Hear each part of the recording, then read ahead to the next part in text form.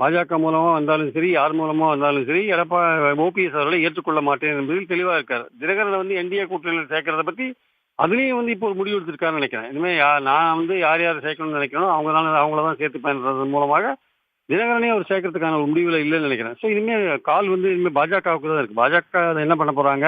அல்லது வந்து ஓபிஎஸ் வந்து எடப்பாடியை நம்பி இன்னும் எத்தனை நாள் வந்து அரசியல் நடத்த போறாரு? இல்ல பாஜகவை நம்பி எத்தனை நாள் அரசியல் நடத்த போறாரு? 15ஆம் தேதி அன்னைக்கு நாங்க ஒரு தனியாக ஒரு முடிவெடுப்போம்னு ஓபிஎஸ் ஆதரவாளர்கள் சொல்றாங்க.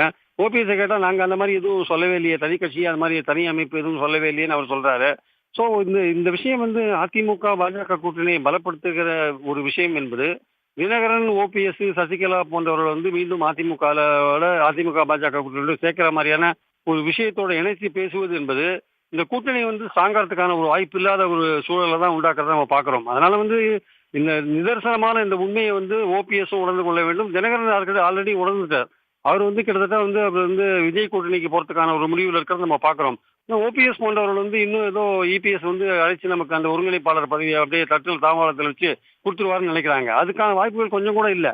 அதனால இந்த எலெக்ஷன் நெருங்கி வரதுனால ஓபிஎஸ் போன்றவர்கள் வந்து ஒரு தனிப்பட்ட முடிவு எடுக்க வேண்டிய கட்டாயத்தில் இருக்காங்க.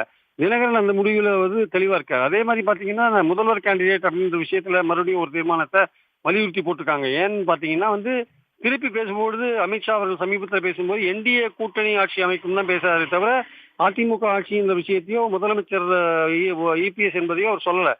அகமதாபாத்தில் பேசும்போது மேற்கு வங்கத்திலும் தமிழ்நாட்டிலும் என்டிஏ கூட்டணி ஆட்சி அமையும் தான் சொல்றாரு. ஸோ இதெல்லாம் பார்க்கும்பொழுது அதிமுக எடப்பாடி அவர்களுக்கு பாஜகவோட ஒரு சில கசப்புணர்வுகள் ஒரு பிரச்சனைகள் வரத்துக்கான வாய்ப்புகள் இருக்கிறத பார்க்குறோம். பாஜக தொடர்ந்து வந்து ஓபிஎஸ் கொண்டு வரது மூலம் திணிக்கிறது, அதிமுக எப்படி சேர்த்து விடுறது என்ற ஒரு முடிவை வந்து ரொம்ப தீவிரமாக எடுத்தார்கள் என்றால் அது இபிஎஸ் அவர்கள் வந்து அதை வந்து நிராகரிப்பார்கள் என்பது என்னுடைய கருத்து.